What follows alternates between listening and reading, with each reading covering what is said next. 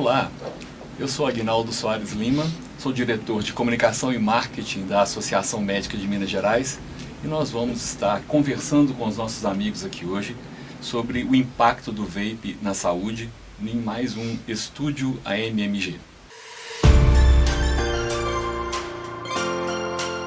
Eu tenho aqui ao meu lado o acadêmico de medicina Alexandre Imbes Lima, que é aluno do 5º ano da Faculdade Unifenas de BH.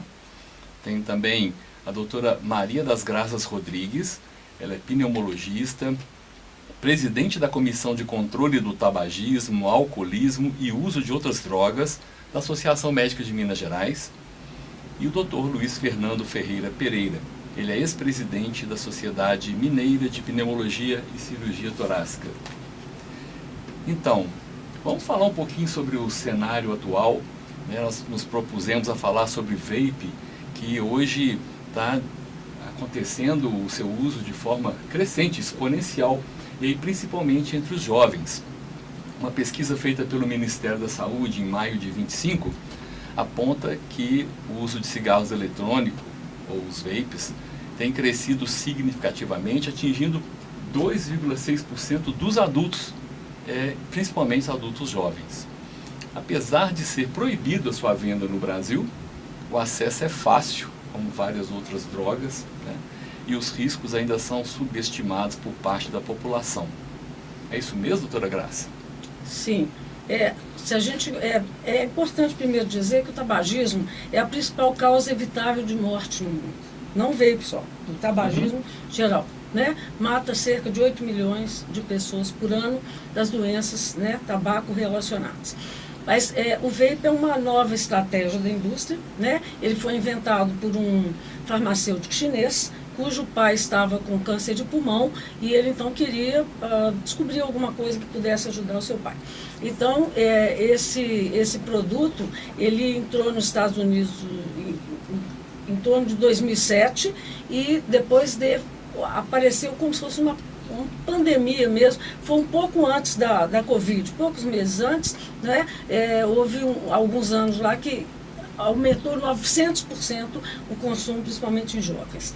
Então, é um produto novo, né? E que foi feito exatamente para... É bom que eu diga, porque eu sou pneumopediatra, né?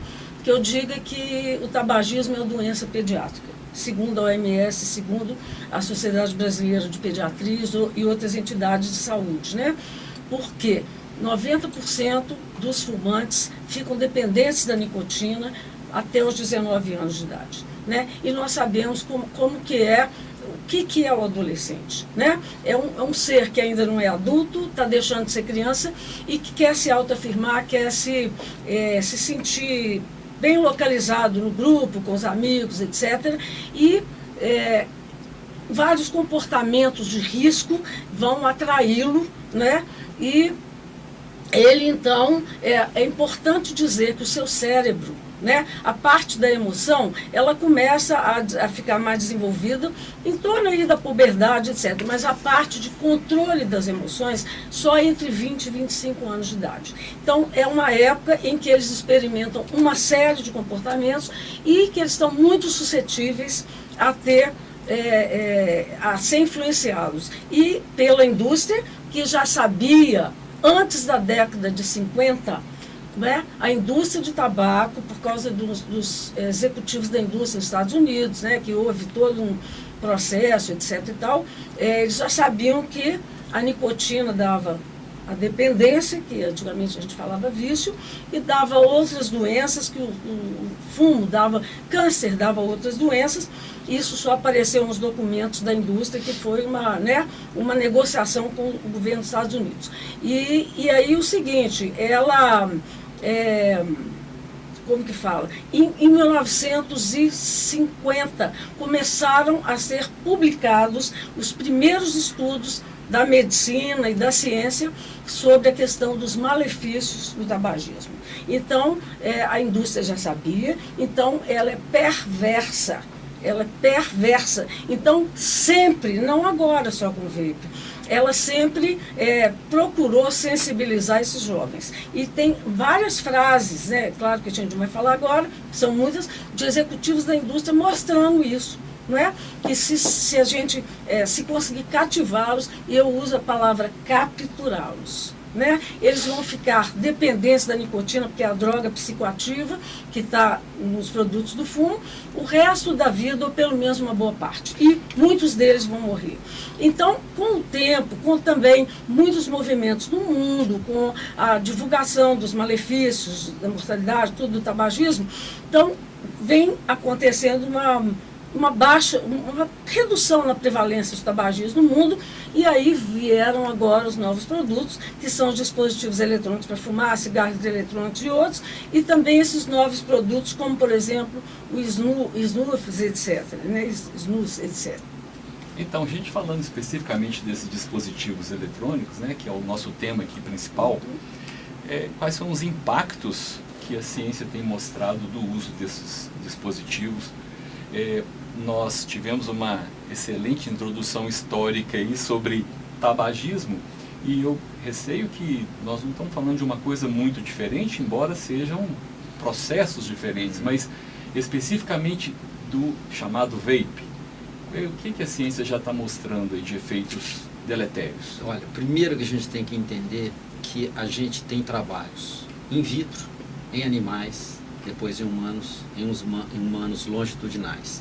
Do tabagismo, Graça já falou muito bem, a gente tem muitas provas, nós temos dezenas de anos de uso. O eletrônico é muito novo. Ele, embora comece em 2003, no mundo ocidental ele realmente cresce a partir de 2010, então nós estamos beirando 15 anos pelo mundo todo. Então, ele tem muito menos substância, fato. O cigarro, hoje a gente fala em 7 mil, no passado era 5 mil, mas que causam malefícios comprovados são 250. O eletrônico tem muito menos. Nós temos trabalhos falando que já são quase 2.000 substâncias, não no mesmo dispositivo, porque são tão diferentes, né, tanta tecnologia diferente, misturas, mas já temos dezenas de substâncias que não temos dúvidas que eles liberam e causam malefícios. Então nós temos indícios fortes de estudos em animais e in vitro que tem risco de câncer, sim. O de bexiga já foi provado em humanos, os outros nós vamos provar com o tempo, infelizmente. Cardiovascular também, porque eles têm material particulado em maior quantidade. Aquele vapor é muito interessante, ele não é uma fumaça, porque não há combustão. É um vapor, mas não é vapor d'água, é uma nuvem de aerossóis. Nessa nuvem de aerossóis, nós vamos ter muitas substâncias, como material particulado em quantidade maior que cigarro comum. E isso causa problema pulmonar, causa problema cardiovascular comprovado. Rigidez de vaso já está provado que o eletrônico aumenta. Então, essa nuvem tem mais nicotina. Hoje nós estamos chegando, vários vapes, com 50 miligramas por ml. Se você comprar um que tem 13 ml nos descartáveis, ele tem o tanto de nicotina de um maço por dia por 30 dias. Eles têm mais metais pesados. Eu vou dar uma aula, por acaso, sábado, sobre doenças pulmonares intersticiais relacionadas ao tabaco, e eu acrescentei 1/3 da aula sobre eletrônicos. Toda hora a gente tem publicação: pneumonite com ou sem fibrose, por conta de cobalto, por conta de níquel, por conta de pneumonia de hipersensibilidade pelo cigarro eletrônico. Você acha que nessa guerra que se trava entre a tentativa de conscientizar sobre o vape e o que as forças que estão a favor do vape, essa guerra, essa história de dizer que tem menos substâncias, ela é um fato que se usa a favor do vape? As pessoas às vezes ficam menos preocupadas porque no cigarro tem 5.000 e no vape tem menos. Você acha que isso pode estar acontecendo? Com certeza é o que a indústria quer. Porque quando ela lançou cigarros light, cigarros leves, ultra leves, e depois no nosso país é proibido usar inclusive esses termos, porque no cômputo geral as pessoas estavam morrendo do mesmo jeito, porque se eu passar a usar um leve, o que eu faço com ele? Eu uso mais vezes, porque eu preciso de nicotina. Né? A dependência causada pela nicotina, obviamente outras substâncias, mas fundamentalmente, é uma droga extremamente perigosa num jovem. Existe uma publicação da revista New England, uma revista extremamente importante para nós, que é como se abrissem janelas para outras drogas. E as estatísticas mostram que aumenta de 3 a 5 vezes o uso de outras drogas, incluindo o próprio tabaco, porque triplica a chance. Então, Nós estamos com um risco enorme de estar trocando 6 por meia dúzia, ou 6 por 5, ou 6 por 7, porque ali tem muita substância. E quantas coisas nós ficamos só comparando com o tabaco. E o tanto de coisa que tem ali, que eu não sei se daqui 20 anos eu estou descobrindo um outro evento. Porque a doença grave que vale um conjunto de doenças relacionadas com uma intoxicação, que a gente pode dizer assim, porque é uso precoce, menos de 90 dias, você começa a ter sintoma respiratório, pode culminar com sintoma respiratório, febre, sintoma gastrointestinal, que pode te levar ao pronto-socorro, você para o vape e dá tudo certo, ou pode pôr num tubo e morrer. E já morreram mais de 100 pelo mundo. Isso chama EVALI, nome, a sigla em inglês. Nós tivemos casos no Brasil. Eu era o presidente da Comissão de Tabagismo da Sociedade Brasileira quando surgiu nos Estados Unidos, em 2019. Nós detectamos 9 casos naquela época. Por que a gente tem menos? Porque nos Estados Unidos se compra muito mais vapes não prontos e vapes que você pode pôr maconha. 85% de quem teve a doença mais séria tinha derivado de maconha ou vitamina E, que é um óleo. Então você pode ter uma pneumonite por óleo, você pode ter uma pneumonite de hipersensibilidade, uma pneumonia eosinofílica, um dano alveolar difuso. Então você vê que desde uma tosse a mais por conta do vape, um aumento do risco cardiovascular, um aumento do risco de câncer, porque lesa DNA. Se lesa DNA, vai ter risco de câncer. Você pode esperar para provar. Agora eu queria só dizer sobre os estudos, que eu abri uma aula para a Sociedade de Pediatria, e eu mostrei um slide que para mim é importantíssimo. A gente tem muita publicação ruim. Muita. Tem mais ruim do que boa. Então, se você procura de um ano para cá, cigarro eletrônico no título ou no resumo de um artigo. 1.400 artigos. Estudo controlado, 44. Revisões, 150. Tem mais revisão, tem mais editorial do que trabalho. E um grave problema, que a OMS disse em 2015, 33% das publicações sobre cigarro eletrônico tem um viés, um conflito de interesse grave. Então a gente tem que ler e muito cuidado para procurar lá embaixo. E existe um site, um sítio eletrônico que chama Tobacco Tactics. Você descobre quem ganha por fora. E como é que eu ganho por fora? Eu entrei numa ONG de redução de danos do tabaco. Bonito isso, redução de danos. Eu quero entrar nessa. E começa a publicar trabalhos em revistas mais ou menos, mas são toda hora, dar aula em congresso, com aulas pagas, também de um nível menor, e eu consigo transformar o que a gente vê o dia inteiro, né?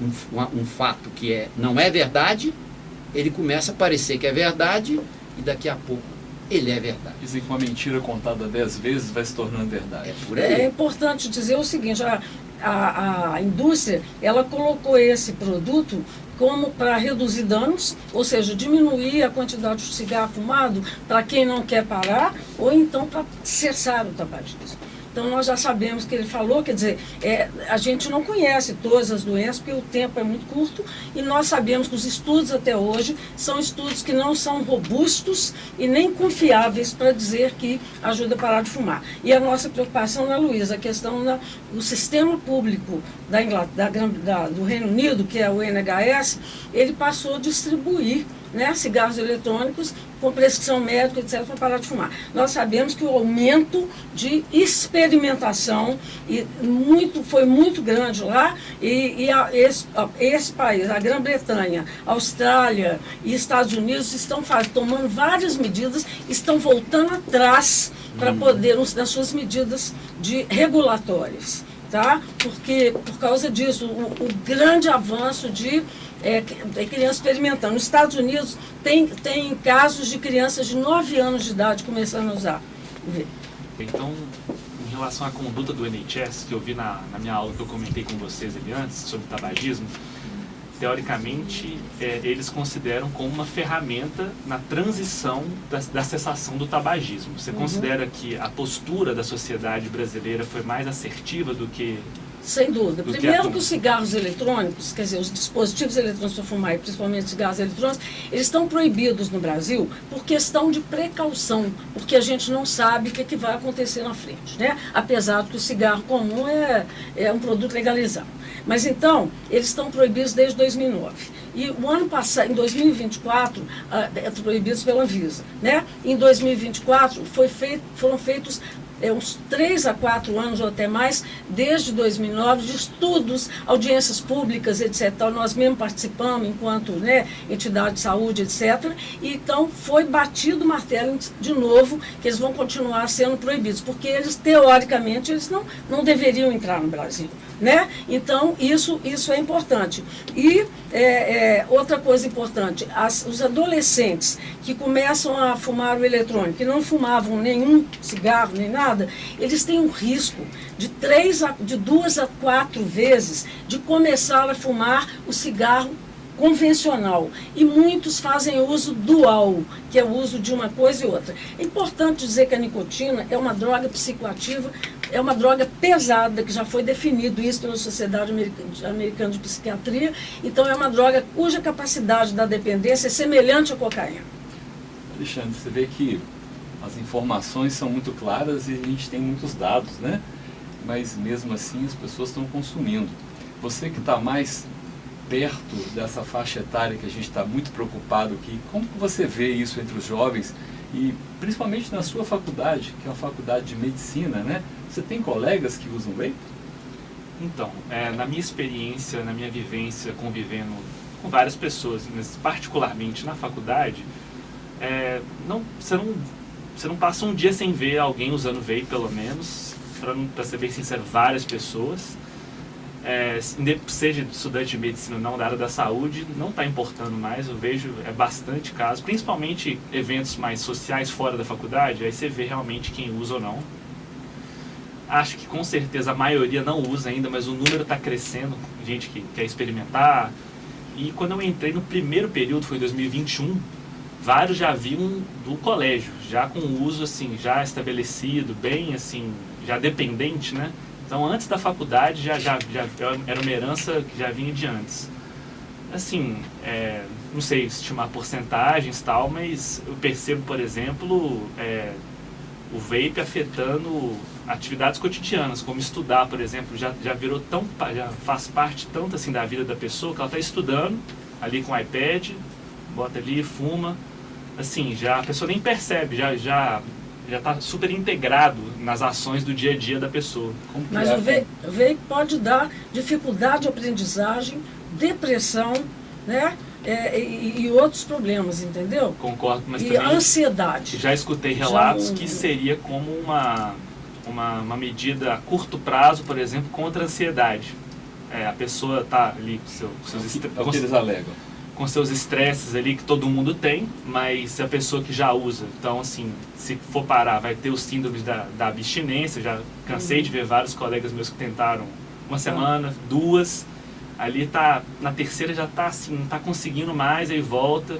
Tem outros que já estão há 1 ano sem usar, assim, sensacional, conseguiram fazer exatamente isso. Você pode até começar para te acalmar, porque libera dopamina, libera outras substâncias que te dão prazer, por exemplo, antes de prova, e te acalma. Qualquer droga por si só, a nicotina, ela é uma droga estimulante. Mas essa é uma droga perfeita, porque as pessoas usam por vários motivos. Eu uso nicotina porque eu tenho que ativar para estudar à noite, e na hora que eu dormir eu uso nicotina porque eu preciso dormir. Eu uso porque eu estou triste, eu uso porque eu estou alegre. Então essa é uma droga quase perfeita.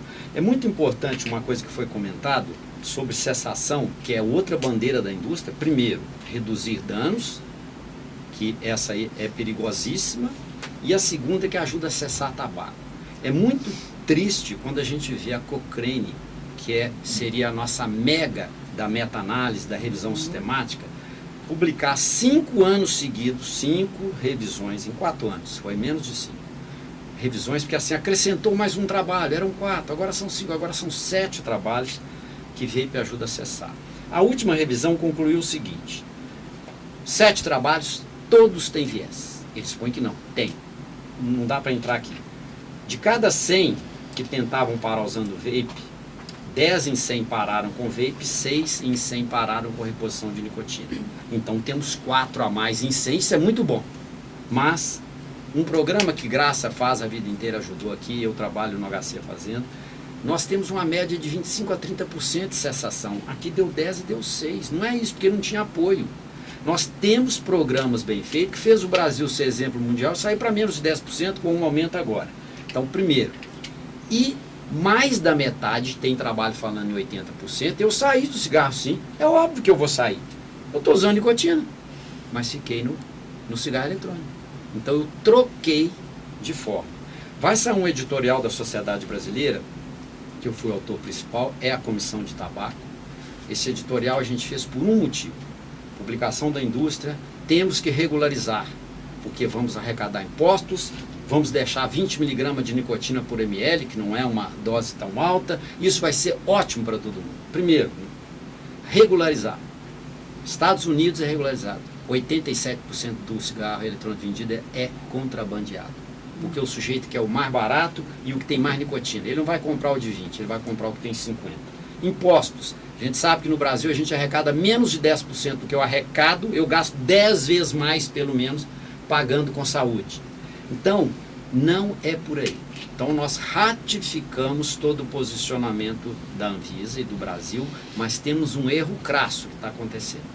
Sem educação massiva, não é uma aulinha aqui, uma aulinha ali que alguém faz, um programa. Não, é uma educação lá na escola, mas virar programa dentro de escola para todo mundo o ano inteiro, desde 9 anos que a Graça está contando aqui. Sem educação não adianta. Droga ou você proíbe ou vira contrabando, mas com a educação pode se mudar. Então o único caminho que a gente tem no vape é a divulgação cada dia maior dos seus problemas e a gente ensinar a criança lá atrás, que vai começar. Luiz, nós falamos aqui da dependência e existe uma comparação sobre o risco de dependência ao cigarro convencional ou ao dispositivo eletrônico? Eles são equivalentes ou o vape é ainda pior? Essa é uma pergunta. Eu acho que, vou te dizer alguma coisa que a gente tem provado e alguma coisa de impressão. Quanto mais nicotina eu tiver acesso, maior chance de eu ficar, porque ela pode te causar uma dependência em algumas semanas. Você experimenta, é ruim, depois você experimenta, não é tão ruim, você fica regular e vira dependente. Então esse é o ponto principal. Se você está chegando a 50 miligramas, consumir em um mês equivale a 1.000 cigarros. Alguém que fuma 1,5 maço. O sujeito fumava 20, entrou para o vape, está agora em nicotina, muito mais. E o vape, tem vape agora com 40 mil puxadas ou puffs. 40 mil. E o sujeito consome num mês, é só dividir 40 mil por 30. Dá 1.100, sei lá, 1.100 puxadas por dia. Você fala, não é possível. Porque um sujeito fumando 20 cigarros por dia, 10 a 15 tragadas, 600 a 900 tragadas. Aqui já está passando disso. Então a chance é maior sim, porque o que tem ali?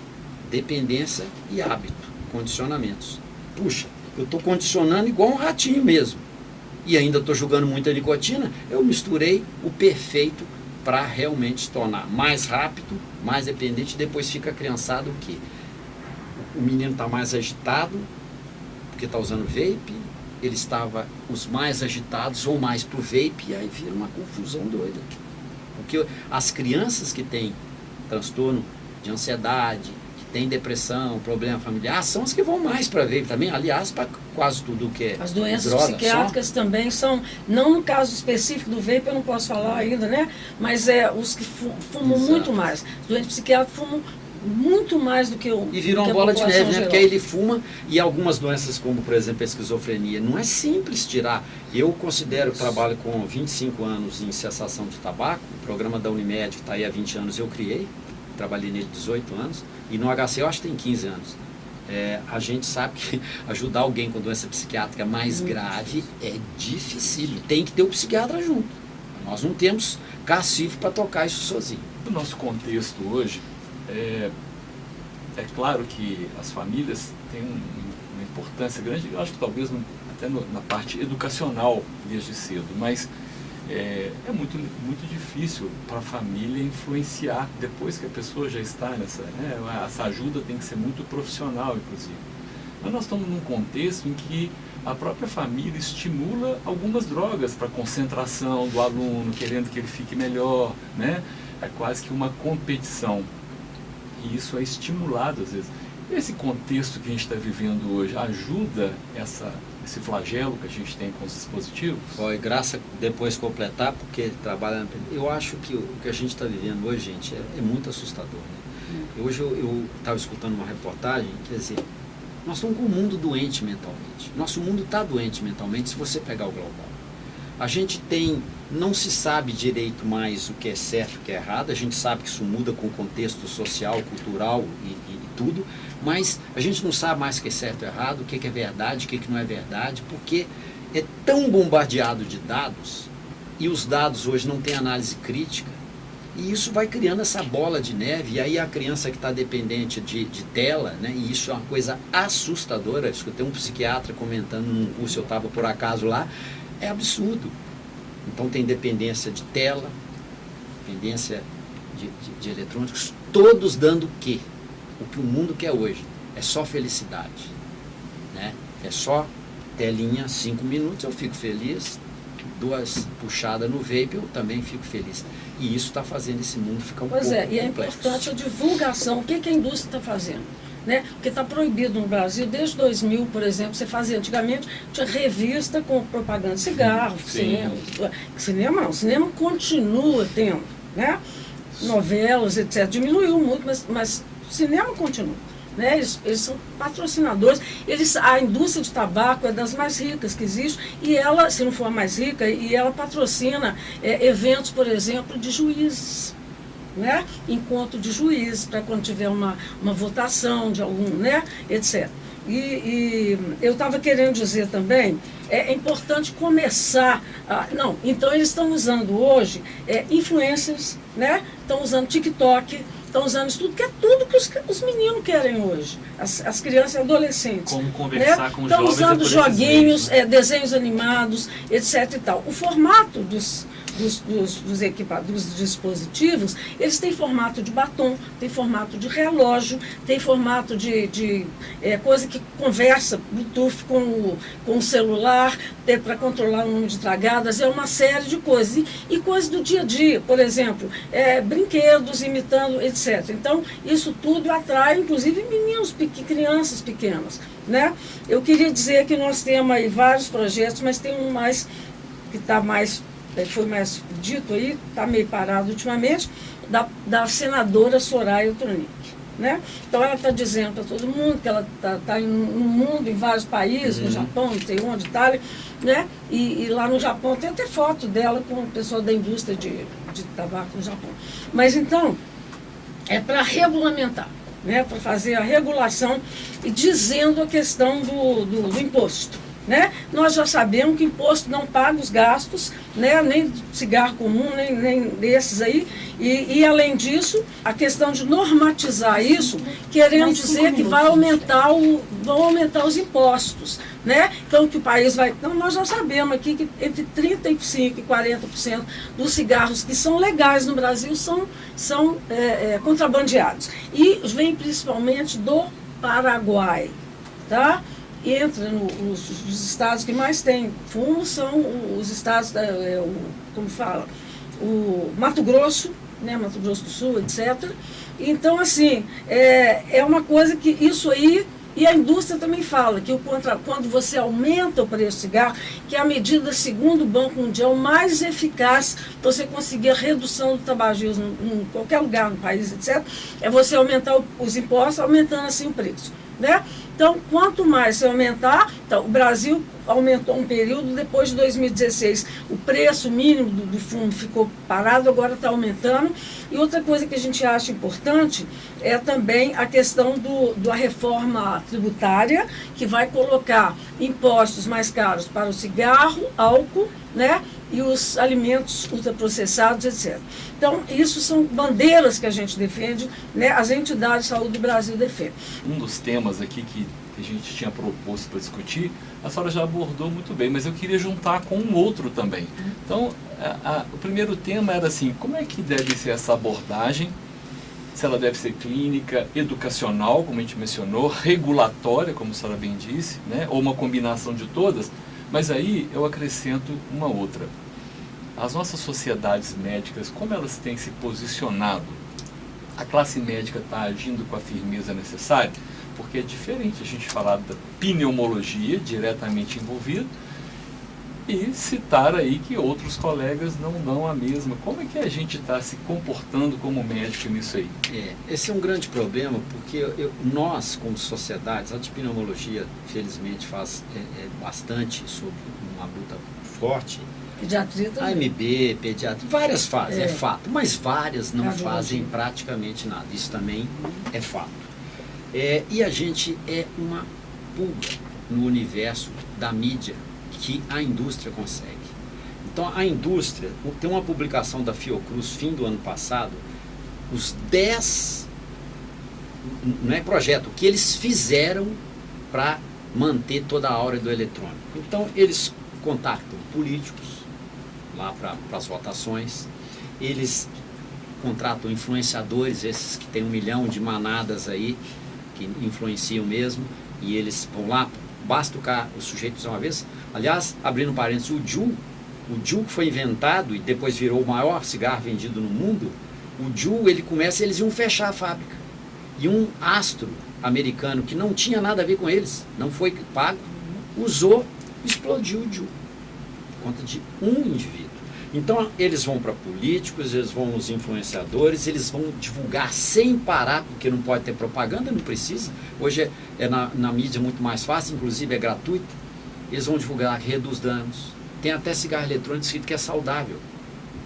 Saiu uma nova aí agora, uma publicaçãozinha pequenininha do Jornal de Pediatria, cigarro eletrônico com vitamina. Então, uma compra com vitamina. Então, essa é o que eles fazem, subliminar ou forte mesmo. Além disso, é tecnológico, é bonitinho, é discreto, não cheira, tem sabor que eu escolher e está custando muito mais barato. Um dos descartáveis mais vendidos hoje custa R$150 com nicotina, que vale 1.000 cigarros. Mas tem também com menos. Mas então assim, um maço, R$10 por dia, está custando 300.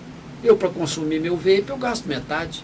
É um produto que é amigo do usuário, Então né? pense bem em todos os sentidos. E aí que vem, sociedades nossas precisam ser mais atuantes. Penso que a AMB, Conselho Federal, regionais, mas é uma luta em glória. Eu acho que tudo que eu faço, eu cada dia mais penso assim, puxa, é muito pequeno. A sociedade brasileira está tentando, agora nesse momento, conseguir influenciadores importantes, mas por outro lado, pessoas realmente que influenciam, mas por lado bom, que consigam fazer a divulgação para a gente. Uma fala de um indivíduo, um ator famoso que é representativo aí, se ele topar, igual a gente tem um Drauzio que faz muita coisa em medicina, mas também um sujeito hoje de uma mídia, como se fosse qualquer profissional de mídia, né? Esse é o nosso caminho. Caso contrário, nós vamos continuar assistindo. Ah, mas não está crescendo tanto. Mas, gente, não para de crescer. Nós copiamos o mundo, mas nós copiamos mais o ruim do que o bom. Eu queria falar sobre sabores só. O vape tem cerca de 16 mil sabores até agora.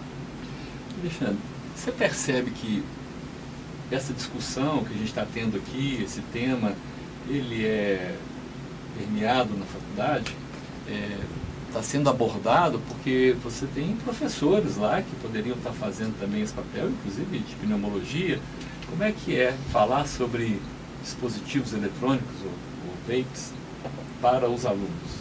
Então, como eu já havia comentado com o Luiz e com a Graça ali antes da gente entrar aqui no estúdio, eu tive a matéria de pneumologia durante um semestre específico, mas como nós estamos a gente está na faculdade para ser formado como generalista, a gente abordou várias outras doenças que são muito importantes, né? Pneumonia, DPOC.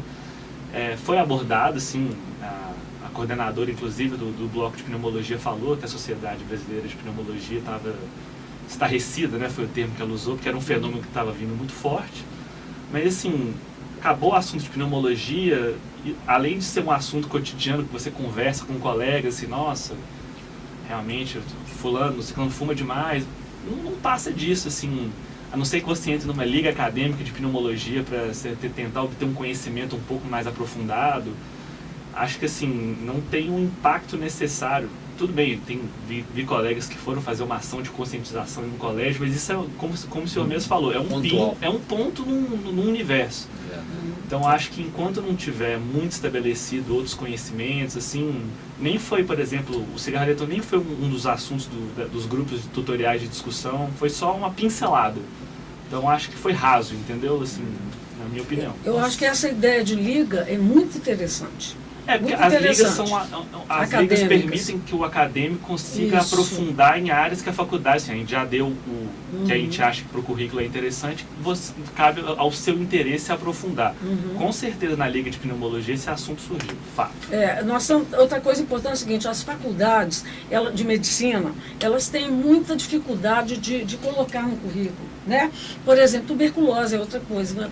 É claro que as pessoas vão atender casos, vão discutir e tal, né? Uma doença, né, grave, comum no Brasil, etc. Tal. Mas eles não têm, uma vez há muitos anos atrás, eu fui numa reunião com reitores, etc., com professores da Faculdade de Medicina, e não tinha carga horária para pôr, e nem o tabagismo. Entendeu? Eu acho importante. Agora, é importante saber que a sociedade civil, nós temos, ela já, aqui no Brasil, nós temos uma entidade que chama Aliança de Controle do Tabagismo. Ela começou com tabagismo, agora chama Aliança de Controle do Tabagismo e Promoção de Saúde. Então, ela luta o tempo todo, vai no Congresso, vai no Judiciário, vai em tudo para conseguir viabilizar as políticas públicas, né? E foi muito importante essa questão desse imposto que vai entrar, né? O imposto do mal, né? Do cigarro, bebida e tal, e outras políticas, por exemplo, e cobrar isso também da sociedade. Então, a ACT é uma parceira nossa do governo, né, para isso. Porque a gente não pode falar de jeito nenhum que o Brasil, que é sucesso, né, ele é copiado por outros países, né, nessa questão. Ele foi o segundo país do mundo, o primeiro foi a Turquia, alguns poucos anos atrás, com todas as medidas, chama M-Power, são medidas de controle do tabagismo implantadas no país. Claro que com problemas e tal, né, mas a gente não pode dizer nunca que o tabagismo está diminuindo no Brasil, porque o doutor Luiz Fernando, a doutora Graça, o doutor Alexandre estão tratando os tabagistas, né? São as políticas públicas de saúde, né, que estão, por exemplo, proibir de fumar em lugar fechado, né? Todas essas, proibir propaganda, proibir isso, que vem há muito tempo. Né? E por isso que a gente está defendendo que o DEF que os dispositivos eletrônicos não entrem no Brasil. Agora, a proposta que a Anvisa fez no ano passado, que ela manteve a proibição, é de aumentar a fiscalização, aumentar inclusive a fiscalização eletrônica, é muito difícil. Você compra no Mercado Livre, você compra, a pessoa liga, nem fala que idade que entrega em casa. Então, essas políticas que precisam de aumentar, além do tratamento, além da prevenção, né, nós temos muitas políticas que são de sucesso, mas precisamos de, principalmente na fiscalização. Nós estamos caminhando para o fim do nosso estúdio. A gente vê que esse é um assunto que a gente poderia ainda ficar muito tempo debatendo e até aprofundar em coisas muito significativas, né? Mas eu queria deixar aqui, para a gente finalizar, que cada um participasse dizendo, na sua opinião, como a gente pode quebrar esse ciclo. E que mensagem vocês deixariam para os médicos que nos escutam, como que a gente poderia falar para eles que esse tema tem que ser abordado e como a gente pode atuar como profissional da saúde na sociedade dentro desse assunto. Eu acho que nós, como médicos, somos modelos de comportamento, de saúde, comportamentos saudáveis, né? Além dos médicos. E é importante para nós a prevenção. Estudante, o que você tem para aconselhar aí os futuros médicos e os médicos com relação a essa educação da população? Eu acho que assim, eu como estudante, meu papel é me formar da melhor maneira possível, como generalista, que é a função da faculdade, mas me atentar aos assuntos que são importantes em relação à saúde pública que eu posso influenciar. Então, eu saber aconselhar um leigo, eu saber aconselhar um paciente em qualquer ambulatório que eu faça, qualquer internato, igual no momento estou fazendo internato de clínica médica, vários pacientes são fumantes, vários pacientes são usuários de droga. Eu saber, eu por exemplo, saber informar, saber educar, eu acho que tá no papel de todo médico, assim, independente da área que ele siga, ele saber pelo menos ajudar inicialmente, saber encaminhar para quem for tratar. Acho que é ser modelo, como a doutora Graça falou, assim, é isso. Luiz, fechamento. Olha, eu começaria até, primeiro, não é somente vapor, é uma nuvem de aerossóis cheia de substâncias com risco para a saúde e com a principal nicotina em alta concentração, causa dependência e doenças conhecidas e desconhecidas. Os nossos pulmões, eles são frágeis, tem a superfície de uma quadra de tênis, passando vasos por baixo, e a absorção de substância é muito alta.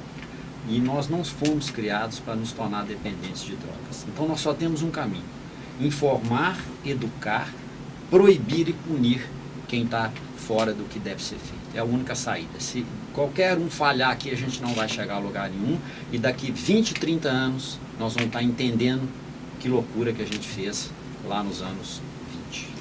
Queria agradecer enormemente a participação de todos vocês.